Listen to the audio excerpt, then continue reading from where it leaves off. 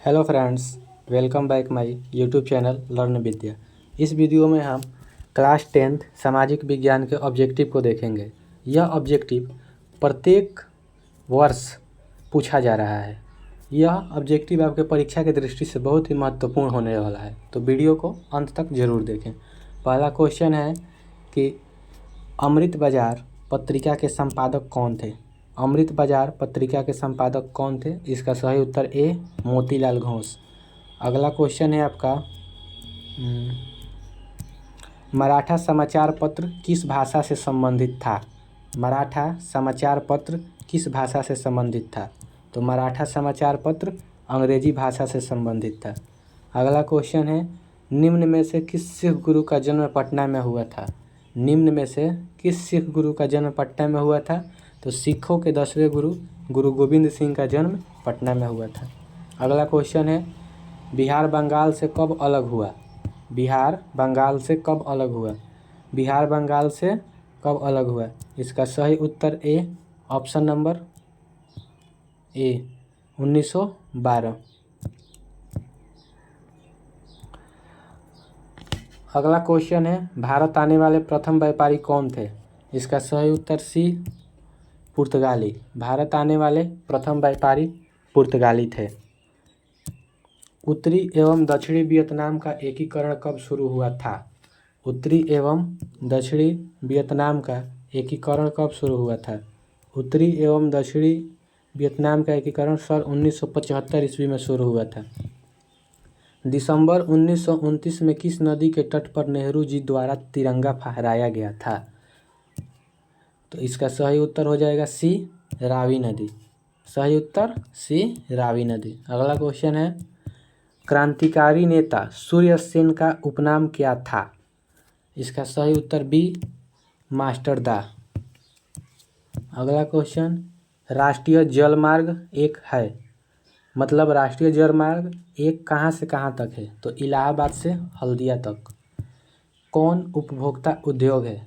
चीनी उद्योग को उपभोक्ता उद्योग कहा जाता है। अगला क्वेश्चन है गिर राष्ट्रीय उद्यान कहाँ है। तो गिर राष्ट्रीय उद्यान गिर गुजरात में है।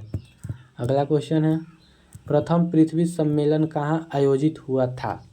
प्रथम पृथ्वी सम्मेलन कहाँ आयोजित हुआ था। रियो डी जनेरियो में। अगला क्वेश्चन है कौन खरीफ फसल है। खरीफ फसल आपका हो जाएगा, यहाँ पर गलती उत्तर दिया गया है, खरीफ फसल आपका हो जाएगा नहीं, ठीक है, कपास हो जाएगा आपका खरीफ फसल। ये गेहूँ चना मटर तीनों रबी फसल है। अगला क्वेश्चन बांध को आधुनिक भारत का मंदिर किसने कहा। तो बांध को आधुनिक भारत का मंदिर पंडित जवाहरलाल नेहरू ने कहा। मरुस्थलीय मृदा कहाँ मिलती है। तो राजस्थान अधिक मरुस्थलीय क्षेत्र है, इसलिए वहाँ पर अधिक मरुस्थलीय मृदा मिलती है। तो 15 का राइट आंसर बी राजस्थान हो जाएगा। अगला क्वेश्चन भारत का सबसे छोटा रेलवे क्षेत्र कौन सा है। तो भारत का सबसे छोटा रेलवे क्षेत्र हो जाएगा आपका उत्तर पूर्वी रेलवे। अगला है कौन लोकतंत्र का प्राण है। एक क्वेश्चन है कि कौन लोकतंत्र का प्राण है। तो राजनीतिक दल को लोकतंत्र का प्राण कहा जाता है। एक क्वेश्चन बहुत बार पूछा जाता है आपके दीर्घ उत्तरीय में कि राजनीतिक दल को लोकतंत्र का प्राण क्यों कहा जाता है। इसे आप तैयार कर लीजिएगा, ठीक है, नहीं तो आप कमेंट कीजिएगा तो हम वीडियो में इसको एक्सप्लेन कर देंगे। भारतीय कम्युनिस्ट पार्टी की स्थापना कब हुई थी। तो भारतीय कम्युनिस्ट पार्टी की स्थापना 1925 ईस्वी में हुई थी। अगला क्वेश्चन है किसने कहा लोकतंत्र जनता का जनता के लिए तथा जनता के द्वारा शासन है। लोकतंत्र जनता का जनता के लिए और जनता के द्वारा शासन है, यह कहे थे अब्राहम लिंकन। इसका सही उत्तर ऑप्शन नंबर बी। अगला क्वेश्चन है कि भारत का कौन शासन प्रणाली है। भारत का कौन शासन प्रणाली है। तो संसदीय व्यवस्था एक शासन प्रणाली है। भारत में वोट देने की न्यूनतम आयु क्या है, मतलब भारत में मतदान करने की न्यूनतम आयु क्या है। ये तो सब कोई जानते होंगे, 18 वर्ष है। अगला प्रश्न है लोकतंत्र की सफलता की चुनौती है। लोकतंत्र की सफलता, अगर लोकतंत्र अफसरशाही, अशिक्षा, जातिवाद, लोकतंत्र से यह तीनों हट जाता है तो यह लोकतंत्र की सफलता की चुनौती है। इसलिए इसका सही उत्तर हो जाएगा डी, ये तीनों हो जाएगा। अगला प्रश्न है, भारत में राष्ट्रीय आपातकाल की घोषणा कब की गई थी? मतलब सबसे पहले भारत में राष्ट्रीय आपातकाल की घोषणा कब की गई थी? तो सन 1975 में इंदिरा गांधी के शासनकाल में हुआ था। ठीक है। सुनामी प्रभावित क्षेत्र में मकानों का निर्माण कहाँ करना चाहिए? सुनामी प्रभावित क्षेत्रों में मकानों का निर्माण कहाँ करना चाहिए? जब सुनामी आता है तो ये सागर तट के किनारे रहता है, इसलिए सागर तट से दूर करना चाहिए। अगला है, समाजवादी अर्थव्यवस्था का गुण है। समाजवादी अर्थव्यवस्था का क्या गुण है? तो समाजवादी अर्थव्यवस्था सामाजिक कल्याण करता है, यह उसका गुण है। विकसित देशों की आय में वृद्धि के लिए किस पद का प्रयोग किया जाता है? जो विकसित देश होते हैं उनके आय में वृद्धि के लिए समावेशी विकास का पद का प्रयोग किया जाता है। कौन प्लास्टिक मुद्रा है? मतलब इनमें से कौन मुद्रा प्लास्टिक से बना होता है? तो जो डेबिट कार्ड होता है वह प्लास्टिक से बना होता है। भारत में सकल घरेलू उत्पाद में किस क्षेत्र का योगदान सर्वाधिक है? तो सेवा क्षेत्र। अगला क्वेश्चन है, छिपी बेरोजगारी पाई जाती है। छिपी बेरोजगारी कहाँ पाई जाती है? कृषि क्षेत्र में पाई जाती है। अगला प्रश्न है, रूस की मुद्रा रूबल है। रूस की राजधानी क्या है? मॉस्को। अगला क्वेश्चन है, साख का आधार क्या है? साख का मुख्य आधार विश्वास होता है। यह एक ऋण होता है और किसी को विश्वास के आधार पर दिया जाता है, और जिस व्यक्ति का जितना साख मजबूत होता है उस पर किसी अन्य व्यक्ति का विश्वास उतना ही मजबूत होता है। अगला है कि वस्तुओं और सेवाओं को अपने उपयोग के लिए कौन खरीदता है? तो उपभोक्ता। उपभोक्ता ही जब उपभोग करेगा तो उपभोक्ता ही न वस्तुओं को खरीदेगा, उपभोक्ता हो जाएगा इसका सही उत्तर सी। अगला है कि वायु परिवहन का राष्ट्रीयकरण कब किया गया था? जो वायु परिवहन है उसका राष्ट्रीयकरण कब किया गया था? तो 1953 ईस्वी में वायु परिवहन का राष्ट्रीयकरण किया गया था। अगला क्वेश्चन है कि विश्व का प्राचीनतम परिवहन साधन क्या है? पूछ रहा है कि विश्व में सबसे पहले किस साधन का प्रयोग किया जाता था? हाँ, तो विश्व में सबसे पहले जल परिवहन का उपयोग किया जाता था। जल के माध्यम से ही वस्तुओं का आयात निर्यात होता था समुद्री मार्ग से, अर्थात इसका सही उत्तर हो जाएगा ए, जल परिवहन।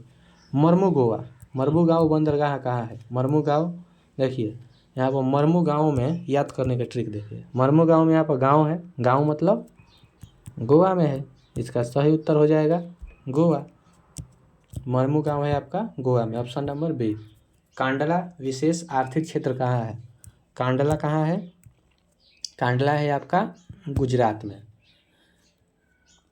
अगला क्वेश्चन है, कहलगांव तापीय विद्युत परियोजना कहाँ है? कहलगांव तापीय विद्युत परियोजना कहाँ है? भागलपुर में है। अगला क्वेश्चन है, जालवेरिन किसकी संस्था थी? जालवेरिन हाँ, इतिहास का एक क्वेश्चन है। जालवेरिन किसकी संस्था थी? तो जालवेरिन एक व्यापारियों की संस्था थी, जिसका सही हो जाएगा ऑप्शन नंबर बी। जर्मन राइन राज्य का निर्माण किसने करवाया था? जो जर्मन राइन राज्य था उसका निर्माण किसने करवाया था? तो इसका निर्माण Napoleon Bonaparte, option number B. Vienna सम्मेलन हुआ था, मतलब वियना सम्मेलन कब हुआ था? ऑप्शन नंबर ए, 1815 में हुआ था वियना सम्मेलन। अगला प्रश्न है, कौन जीवाश्म ईंधन है? जीवाश्म ईंधन कौन है? वैसे ईंधन जो अंदर से प्राप्त किया जाता है, जैसे कोयला धरती से प्राप्त किया जाता है, पेट्रोलियम खुदाई करके प्राप्त किया जाता है, इसलिए ऑप्शन नंबर डी, मतलब कोयला, पेट्रोलियम, प्राकृतिक गैस तीनों जीवाश्म ईंधन है। ठीक है। भारत का प्रथम परमाणु विद्युत गृह कहाँ है? तारापुर, जो महाराष्ट्र में पड़ता है, वहीं पर है भारत का प्रथम परमाणु ऊर्जा केंद्र, मतलब ये तारापुर महाराष्ट्र में हो जाएगा, ऑप्शन नंबर डी। मणिकरण भूतापीय ऊर्जा संयंत्र किस राज्य में है? मणिकरण भूतापीय ऊर्जा संयंत्र हिमाचल प्रदेश राज्य में है, इसका सही उत्तर सी, ऑप्शन नंबर सी हो जाएगा। अगला प्रश्न है, सिंदरी किस उद्योग के लिए जाना जाता है? सिंदरी सिंदरी किस उद्योग से, इसको इस तरह भी पूछ सकता है, सिंदरी किस उद्योग से संबंधित है? तो उर्वरक उद्योग। या इसी प्रश्न को आपको उल्टा करके पूछ देगा, उर्वरक उद्योग में से इनमें से कौन सा संबंध है, मतलब उर्वरक उद्योग से कौन सा संबंध रखता है? तो सिंदरी सिंदरी उर्वरक उद्योग से संबंध रखता है। एशिया में सबसे पुराना रेलवे वर्कशॉप कौन सा है? तो इसका सही उत्तर हो जाएगा सी, जमालपुर रेलवे वर्कशॉप।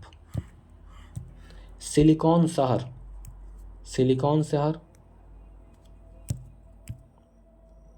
सिलिकॉन शहर बंगलुरु को कहा जाता है, और बंगलुरु को ही बगीचों का शहर कहा जाता है। ठीक है, बगीचों का शहर पूछे या सिलिकॉन शहर पूछे, दोनों बेंगलुरु हो जाएगा।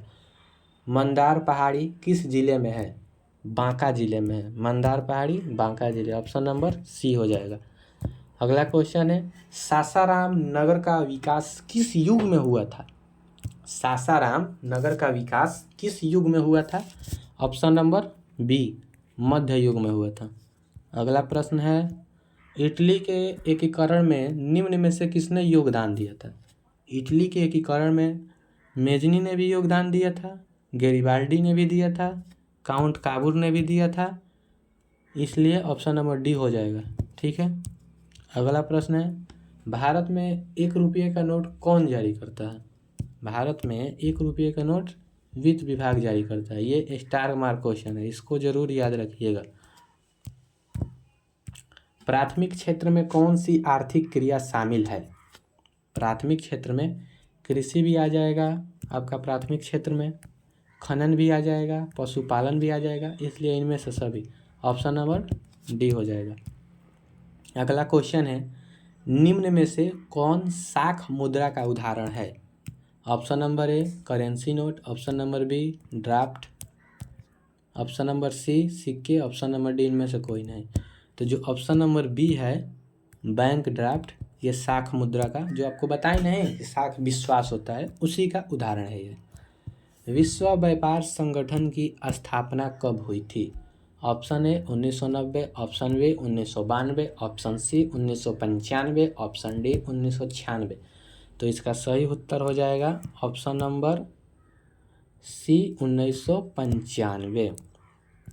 2011 की जनगणना के अनुसार भारत की आबादी कितनी थी? 2011 की जनगणना के अनुसार भारत की आबादी थी आपकी 121 करोड़, मतलब 1 अरब 21 करोड़। कृषि उत्पादों की गुणवत्ता सुनिश्चित करने का मान्यता प्राप्त चिन्ह है। कृषि उत्पादों का गुणवत्ता सुनिश्चित करने का मान्यता प्राप्त चिन्ह क्या है? Egg mark. हॉलमार्क सोने का होता है। केंद्रीय सांख्यिकी संगठन की स्थापना कब की गई थी?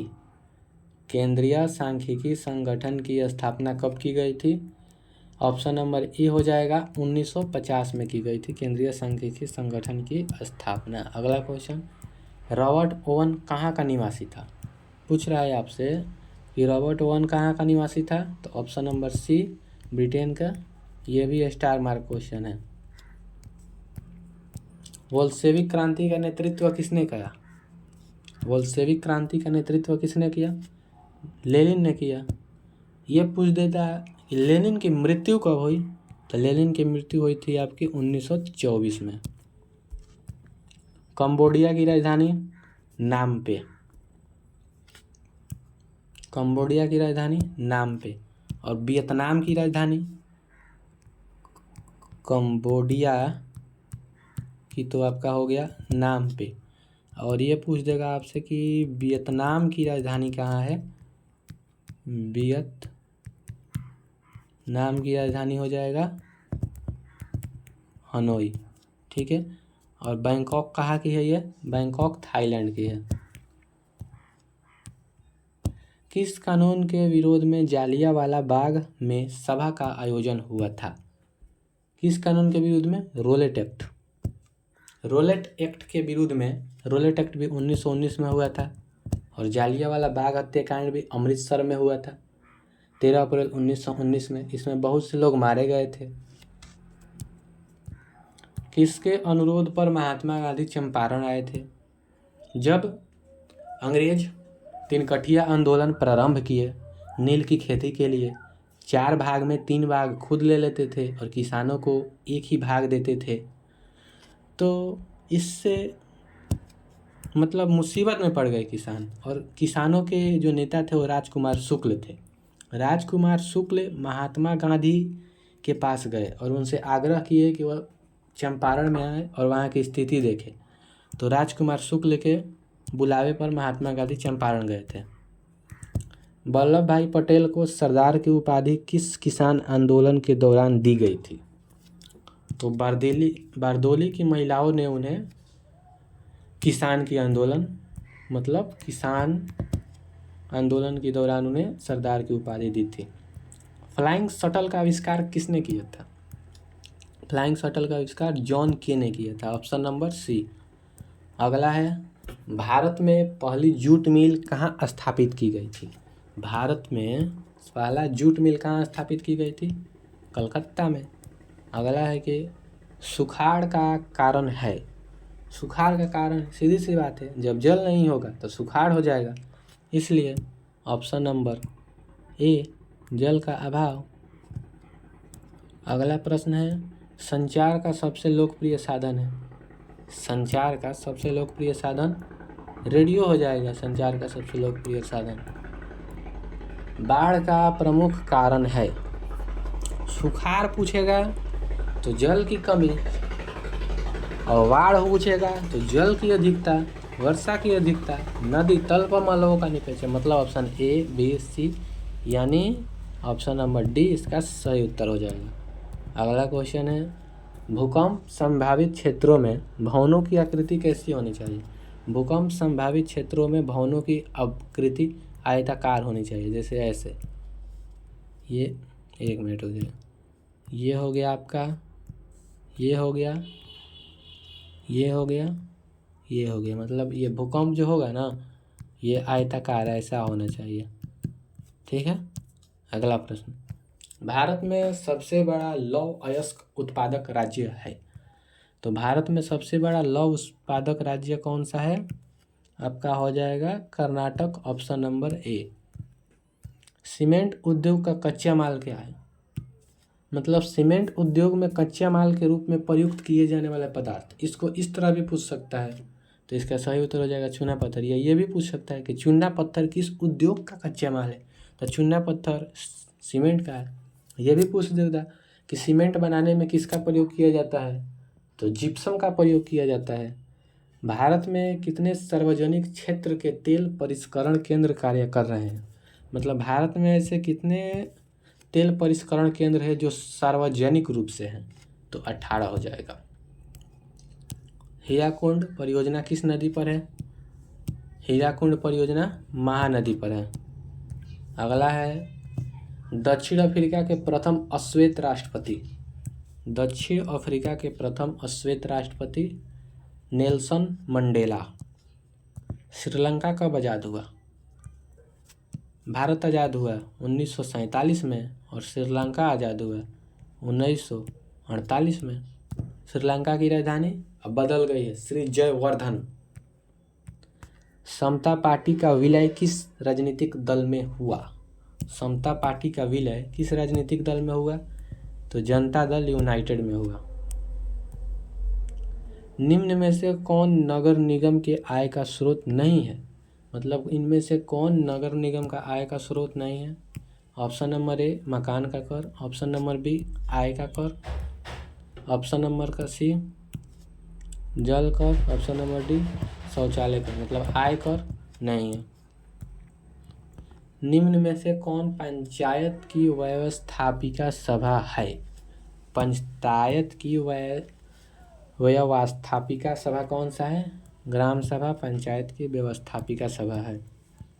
राज्यपाल की नियुक्ति कौन करता है? राज्यपाल की नियुक्ति राष्ट्रपति करता है। ये सब गलत हो जाएगा। प्रधानमंत्री गलत, मुख्यमंत्री गलत, उपराष्ट्रपति गलत। स्थानीय स्वशासन राज्य के नीति निर्देशक सिद्धांतों के अनुच्छेद में है? ऑप्शन ए मतलब पूछ रहे हैं कि स्थानीय स्वराज्य शासन राज्य के नीति निर्देशक सिद्धांत किस अनुच्छेद में है? ऑप्शन ए अनुच्छेद 34, ऑप्शन बी अनुच्छेद 40, ऑप्शन सी अनुच्छेद 42, ऑप्शन डी अनुच्छेद 51। इसका सही उत्तर हो जाएगा ऑप्शन नंबर बी अनुच्छेद 40। इस वीडियो का अंतिम प्रश्न, ग्राम कचहरी में मुकदमे सुलझाए जा सकते हैं? मतलब ग्राम कचहरी में किस तरह से मुकदमे सुलझाए जा सकते हैं? एक नंबर दीवानी मामले, दूसरा फौजदारी मामले, तीसरा ए और बी दोनों, ऑप्शन डी इनमें से कोई नहीं। तो इसका सही उत्तर हो जाएगा आपका ऑप्शन नंबर सी ए और बी, अर्थात ग्राम कचहरी में आपका दीवानी मामले और फौजदारी मामले दोनों सुलझाए जा सकते हैं। ये थे आज के सोशल साइंस के महत्वपूर्ण 80 क्वेश्चन। इसके बाद 80 क्वेश्चन का एक और प्रैक्टिस सेट आएगा, मॉडल पेपर। अगर वीडियो अच्छी लगी हो तो वीडियो को लाइक, चैनल को सब्सक्राइब और अपने दोस्तों को शेयर करें, क्योंकि ज्ञान बांटने से ही बढ़ता है।